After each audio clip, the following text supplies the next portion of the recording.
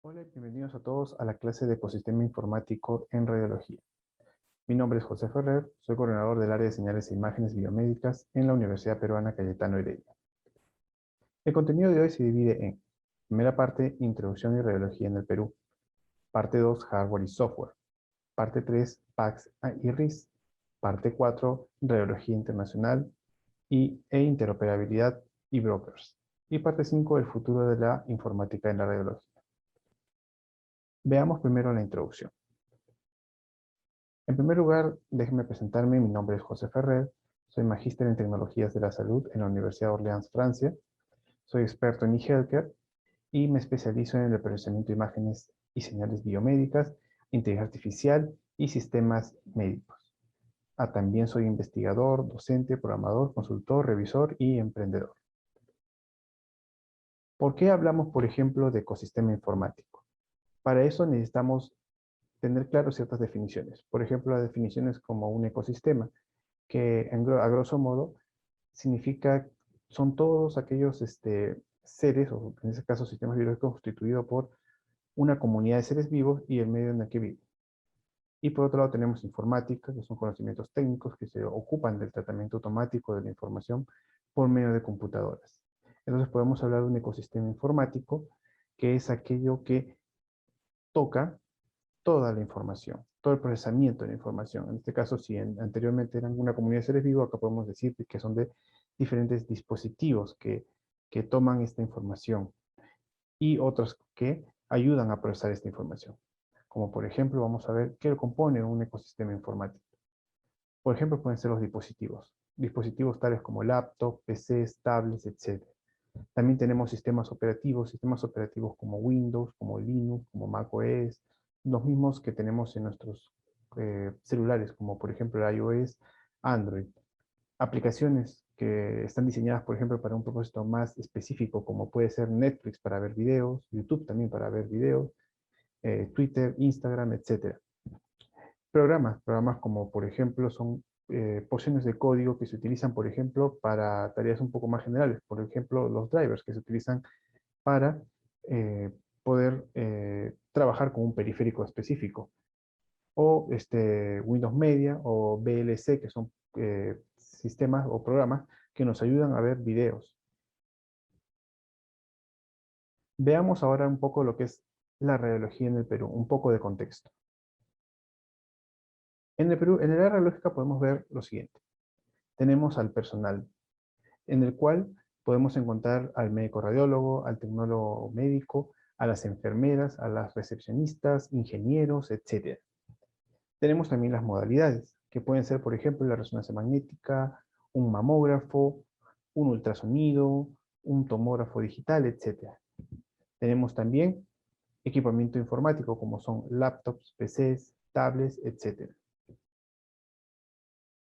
Entonces, todos estos actores y componentes de este ecosistema informático interactúan entre ellos. Pero para interactuar entre ellos necesitamos algo que es los sistemas, que ayudan a procesar y transformar la información. Acá podemos ver un esquema muy básico de lo que vendría a ser un sistema informático que podemos encontrar en cualquier parte o en cualquier hospital del Perú que posea un sistema informático en radiología, en los cuales los más resaltantes podemos ver que tenemos al RIS, al PACS, a las modalidades. Puede ser que también tengas una estación de trabajo donde puedas ver imágenes médicas y diferentes escáneres para imprimir las imágenes médicas o grabar CDs. Ahora veamos un poco de lo que está compuesto todo este ecosistema, pero a nivel de hardware. Vamos a encontrar primero, como habíamos visto, las modalidades. Modalidades que se encargan de la adquisición de las imágenes en radiología. Una de estas modalidades puede ser la resonancia magnética o un resonador magnético. En otra puede ser un ultrasonido, otra puede ser un tomógrafo, tomógrafo, otro puede ser unos rayos X, un densitómetro, un mamógrafo, etc. Tenemos también a los visualizadores, en los cuales podemos dividirlo en dos. Visualizadores para el médico radiólogo, que se les denomina workstation, que tienen unas especificaciones muy técnicas, como por ejemplo alta resolución en las pantallas, pantallas con capacidad de calibración, puede que ser que necesiten GPU porque estos equipos, estas computadoras manejan imágenes, entonces necesitan procesadores gráficos, necesitan también potencia de cómputo para poder manejar todas estas imágenes. Y un alto almacenamiento para guardar estas imágenes debido a que muchas de las imágenes DICOM o imágenes biomédicas, al ser volumétricas y al estar codificadas en 16 bits, es decir, que tienen una alta resolución, alto contraste, eh, suelen ocupar mucho espacio. Por otro lado, tenemos los PC estándares, que en este caso no requiere especificación alguna, ya que se utilizan no tanto para un diagnóstico como los anteriores, sino para visualizar un reporte, entonces, o visualizar un diagnóstico ya dado. Por otro lado, también tenemos los servidores. Tal vez esta es una parte que el personal clínico no ve mucho, pero existen servidores que se encargan de el storage, es decir, el almacenamiento de las imágenes, la gestión de estas imágenes en todo el sistema hospitalario. Y por último tenemos los dispositivos de redes, ya que si ya tenemos las computadoras, las modalidades, los servidores, necesitamos dispositivos que nos ayuden a transportar la información a través de ciertos protocolos establecidos, ¿no? Y en esto vamos a encontrar, por ejemplo, los routers, los hubs y los bridge, que nos ayudan justamente a hacer el transporte de esta información desde un dispositivo hacia otro. Veamos también que, si bien hemos visto la parte hardware, los componentes, podemos decir que más tangibles que podemos percibir en un área radiológica, veamos ahora la parte software, que viene a ser la parte un poco más abstracta de todo esto, pero que maneja la lógica de estos equipos. En ellos podemos encontrar, por ejemplo, en los servidores. En los servidores podemos encontrar dos cosas, que son los sistemas operativos. Los sistemas operativos que más van a encontrar en un servidor son un Windows Server o un Linux Server. Algunas distribuciones de Linux, como pueden ser Ubuntu Server, puede ser también Fedora, que se utilizan o son específicos o creados para servidores. Y por otro lado, una vez que tenemos los sistemas operativos en los servidores funcionando, podemos instalar programas. Programas, por ejemplo, como un PACS, para que me ayude a la gestión y almacenamiento de imágenes médicas. Tenemos también las desktop, como habíamos comentado. Estas desktop nos pueden servir para o bien visualizar las imágenes, para visualizar los diagnósticos ya establecidos, o también para hacer diagnósticos. En ellas podemos encontrar, por ejemplo, que constan de un sistema operativo. Este sistema operativo puede ser, por ejemplo, Windows, puede ser un Mac, en este caso se les dice Mac OS, o también un sistema operativo Linux. Y luego, en ellos están montados programas, que son, en este caso, serían los visualizadores, por ejemplo, de las imágenes médicas o visualizadores DICOM, que nos pueden permitir hacer ciertas mediciones, hacer ciertas anotaciones, etcétera, para poder para que el médico pueda hacer un diagnóstico de estas imágenes. Ahora veamos lo que es el PACS. ¿Qué significa el PACS? ¿Qué significa el nombre de PACS? Significa Picture Archiving and Communication System. Es un sistema de almacenamiento y comunicación de imágenes médicas. Y entonces, veamos cómo funciona el PACS. El PACS lo que hace es recepciona los objetos DICOM. Y al decir objetos DICOM viene a ser los archivos DICOM, ya que estos archivos, el protocolo DICOM no solo nos permite encapsular data, es decir, data como por ejemplo imágenes y datos del paciente, de la clínica o hospital, de los médicos que están a cargo de la adquisición de las imágenes o del médico referente, etcétera, en un solo archivo, sino también comprende la comunicación de estos archivos, de estos objetos DICOM. Entonces, se utiliza, por ejemplo, un protocolo que se llama DICOM-SEND para enviar las imágenes que son adquiridas de las modalidades y que y que se envían hacia el PAX. Una vez que estas imágenes son enviadas al PAX, el PAX se cargan de archivarlas y almacenarlas, hasta que cualquier otra modalidad o cualquier otro dispositivo de DICOM, que hable DICOM, la requiera. Como por ejemplo, podemos ver acá un visualizador DICOM que nos permite ver las imágenes médicas, o por ejemplo puede ser un visualizador web también que nos puede permitir también ver estas imágenes médicas a través de un navegador. Puede ser también que utilicemos estas imágenes para poder imprimirlas y dárselas a los pacientes, o imprimir sus imágenes o grabar sus imágenes en un CD.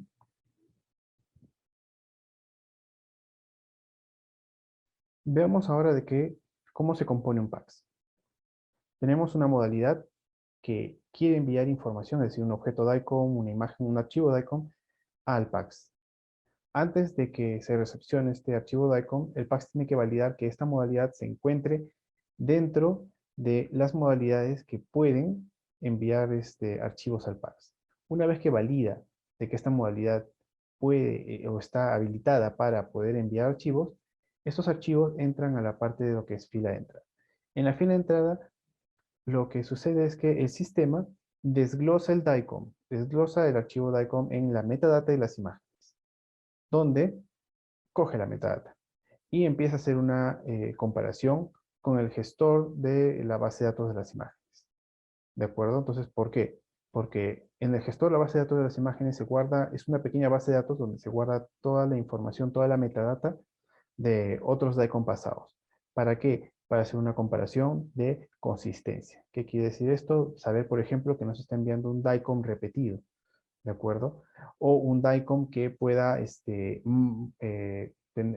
poner error en la base de datos. Entonces, lo que se hace es, una vez que se valida que, por ejemplo, este archivo DICOM no genera inconsistencias dentro del sistema PACS, se envía el DICOM a la parte de archivado.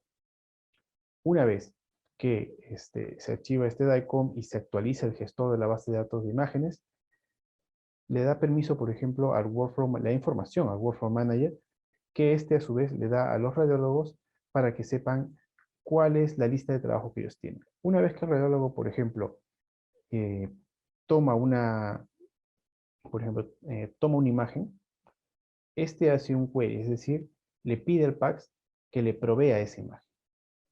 Antes de continuar, quiero decir que, por ejemplo, tanto para la parte de tener acceso a Workflow Manager y como tener acceso a los archivos DICOM, los usuarios, es decir, los usuarios que utilizan los visualizadores, tanto sea de diagnóstico o de no diagnóstico, es decir, para médicos externos, deben estar validados en el PACS.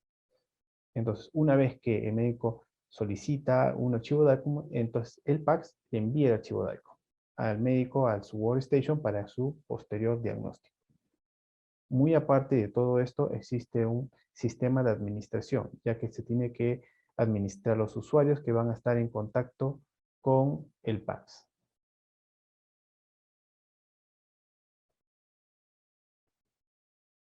Ahora veamos qué es lo que compone el RIS. Ya vimos el PACS, de qué compone y qué es lo que hace el PACS. Ahora veamos qué hace el RIS.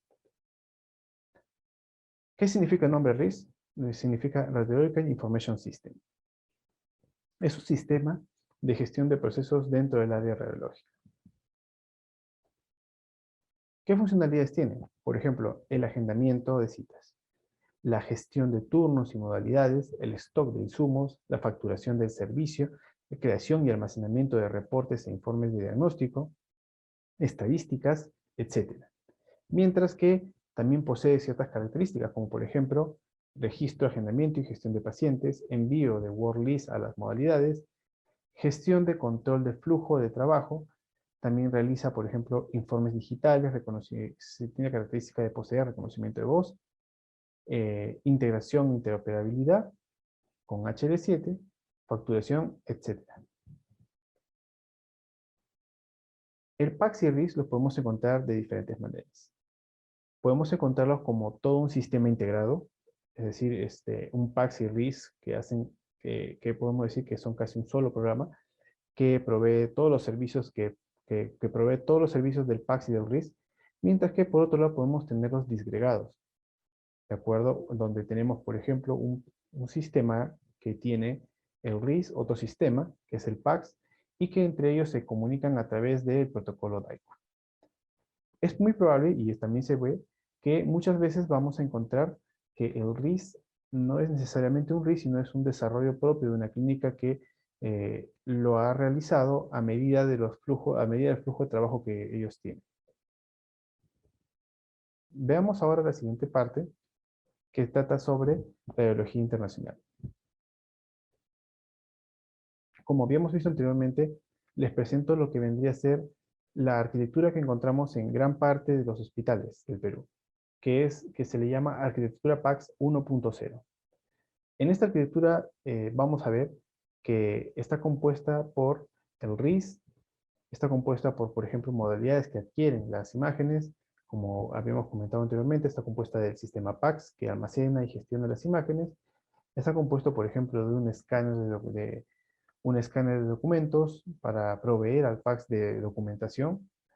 Tenemos también un web server que se encarga, por ejemplo, de brindar las imágenes a los médicos externos. Tenemos, por ejemplo, un visualizador de imágenes DICOM para el diagnóstico y también otro dispositivo que se encarga, por ejemplo, del reporte. Muchas veces, por ejemplo, tanto del View, la parte de la Workstation se encarga tanto de la visualización del DICOM como de los reportes también. Pero, si bien esto lo encontramos en el Perú, en otros lados, en Estados Unidos más específicamente, vamos a encontrar que la arquitectura del sistema pasa a cambiar. Se le llama ahora arquitectura 2.0. ¿Por qué? Porque ahora ha habido una pequeña explosión de los sistemas, es decir, los sistemas se han disgregado también. ¿Ya para qué se han disgregado? Por dos motivos. Uno es centrarnos un poco más en el paciente y la segunda es tener una mejor interoperabilidad. Por ejemplo, vemos acá, por ejemplo, que el RIS ya no lo vamos a encontrar, sino vamos a encontrar, por ejemplo, diferentes sistemas que de alguna manera toman lo que hace el RIS. Acá vemos, por ejemplo, también el PACS, que es diferente en este caso porque también vemos que el PACS no solo es el único repositorio, sino vamos a ver otros repositorios más que nos presenta esta arquitectura. Esto lo vamos a ver a detalle en unos slides más adelante. Ahora vamos a ver lo que es la interoperabilidad de brokers.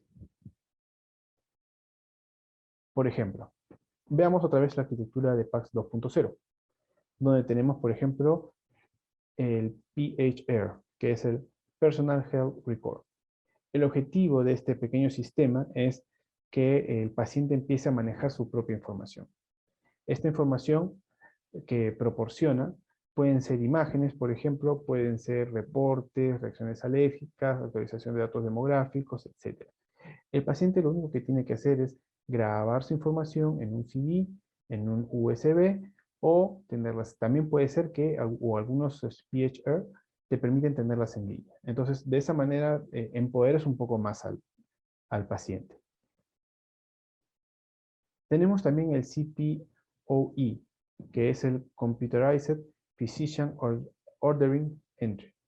El objetivo es centralizar las órdenes, ¿de acuerdo? O sea, ahora ya no se ve como solo, por ejemplo, las órdenes de radiología. Cuando, por ejemplo, un médico externo realiza una orden hacia el área radiológica, sino se van a ver como órdenes en general. Por ejemplo, órdenes de medicación, órdenes de análisis de laboratorio, órdenes de estudio en radiología, o por ejemplo, servicios médicos de diferentes departamentos o especialidades.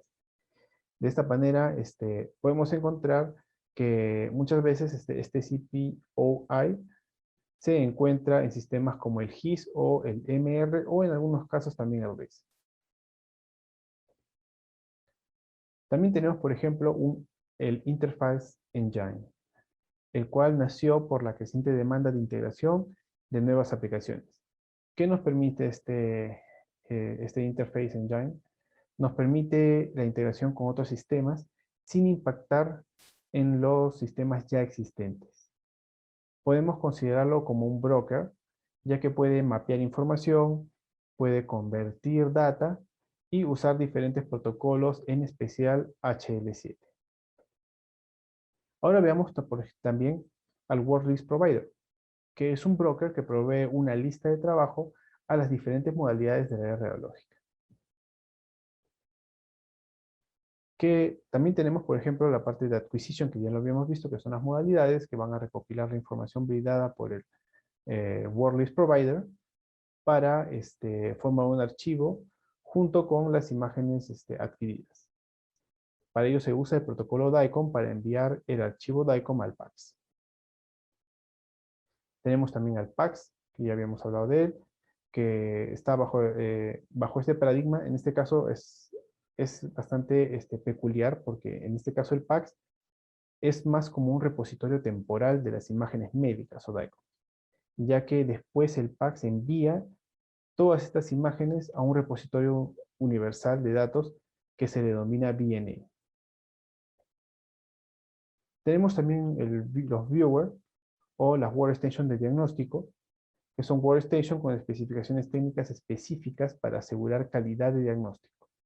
Por otro lado, tenemos software especializado en lectura y procesamiento de archivos DICOM. Tenemos ahora también el report, que es una computadora donde se realiza el reporte. Puede ser que contenga un voice recognition, y también puede ser que, y muchas veces pasa, que esta computadora está en la misma workstation del viewer, del DICOM viewer. Tenemos el VNA, que es el Vendor Neutral Archive, repositorio central donde se guardan todas las imágenes, señales y datos médicos. Tenemos también el Electronic Medical Record, que provee información sobre el historial clínico del paciente, como el motivo de las órdenes, reportes previos, etc. Si hay información del paciente en PDF o documentos escaneados, estos deben ser ingresados por el Electronic Medical Record. También tenemos al HIE, que es el Health Information Exchange, que está diseñado para compartir información del paciente con otras instituciones de salud que no pertenecen a la organización. También nos permite hacer un proceso de reconciliación de datos médicos externos que puedan proporcionar el paciente. Por último tenemos el EHR, que es Electronic Health Record, que nos permite dar acceso a médicos externos a la institución que podrían ser especialistas sobre la información del paciente. Entonces, tenemos ciertas características que nos dice, por ejemplo, este nuevo paradigma de ver la arquitectura del PACS 2.0. Que en primer lugar, el ecosistema desarrollado está centrado en el paciente. Se busca que las imágenes, señales y datos médicos se concentren en un solo repositorio que vendría a ser el VNA. Hay una búsqueda de una mayor interoperabilidad, por eso se disgregan los sistemas. ¿Para qué? Para hacerse más específicos, más especializados. Este paradigma nos permite, por ejemplo, tener múltiples sistemas especializados en ellos y que simplemente tienen que comunicarse. Cada vez se busca que los sistemas piensen desde abajo hacia arriba. Es decir, se centra más ya en el paciente y no tanto, por ejemplo, en las directrices generales. Ahora veamos un poco de lo que vendría a ser el futuro de la informática en radiología. Si bien podemos hablar, por ejemplo, que la informática médica puede estar ligada también a la inteligencia artificial, hay otras tecnologías también que hay que ponerlos en relieve, como por ejemplo el blockchain. Tal vez todos conocen a blockchain. Blockchain tiene podemos decir, a lo más representativo en el Bitcoin. Todos conocen Bitcoin, todos conocen las criptomonedas, ¿no? Pero blockchain va más allá de eso. Por ejemplo, cuando uno habla de blockchain, está hablando de bases de datos que no son centralizadas. Está hablando de bases de datos que no están tampoco descentralizadas, sino que están distribuidas por todos lados, pero también al mismo tiempo, si están distribuidas, no es que todos pueden acceder a esa información, sino también están cifradas, es decir, tienen una criptografía que no permite que otras personas lo vean, a menos que tengas la llave necesaria. Es casi imposible de hackear. ¿Por qué? Porque en este caso el protocolo está hecho para que aquellas personas que quieran hackear este protocolo, les llevaría un esfuerzo demasiado grande para poder hacerlo. Lo suficiente como para desistir de ello. En este caso, blockchain no es solo Bitcoin. El error, por ejemplo, de ver blockchain es ver que, o a Bitcoin, es verlo como si fuera solo una moneda, ¿de acuerdo? El potencial de blockchain está en lo que es transacciones, ya que en este caso tú quitas a los intermediarios del camino, ¿no? Un ejemplo de ello puede ser, por ejemplo, el proyecto Ethereum, con su moneda virtual, el Ether.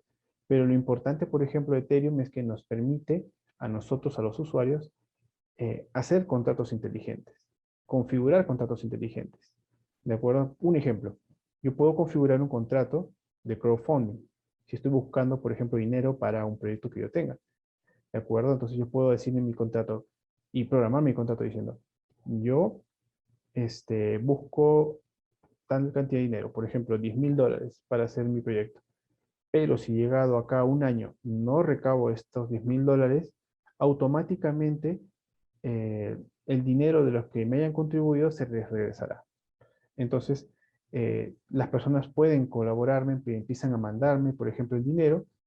Llegado un momento, pasado este año, yo veo, por ejemplo, que este dinero eh, fue menor de lo que se esperaba, menor de los $10,000 que se esperaba, entonces automáticamente el sistema se encarga de devolver este dinero, ¿de acuerdo? Esos son, por ejemplo, los contratos inteligentes. Todo esto de aquí viene con lo que se llama este nuevo paradigma que se llama la web 3.0, donde los usuarios están más empoderados de su información, ¿de acuerdo? Entonces ahora, por ejemplo, si es que yo, por ejemplo, eh, con mis fotos, le doy dinero, pues le doy, por ejemplo, mis fotos a Facebook para que ellos creen, por ejemplo, inteligencia artificial, para que puedan, luego, con esa inteligencia artificial, tener un profit, es decir, tener una ganancia. Yo esta vez puedo decirle, por ejemplo, bueno, yo te puedo dar mis fotos, pero a cambio, yo también tengo que recibir una ganancia. Entonces, es empoderar. ¿Por qué? Porque ya, por ejemplo, estas bases de datos ya no van a estar en un repositorio central, sino van a estar distribuidas en toda la red, ¿no? Entonces, en este caso, y muy específicamente los usuarios y muy específicamente los pacientes, serían completamente dueños de la información, lo cual es bueno y lo cual podría ayudarnos, por ejemplo, a que eh, las mismas personas si es ayuden a la comunidad. Por ejemplo, dando sus imágenes para investigación, brindándoles tal vez por ejemplo, puede ser brindándoles algún revenue, ya sea, por ejemplo, un servicio o incluso hasta dinero, ¿no? Muchas gracias por su atención y si tienen cualquier consulta, les dejo acá mi correo. Hasta luego.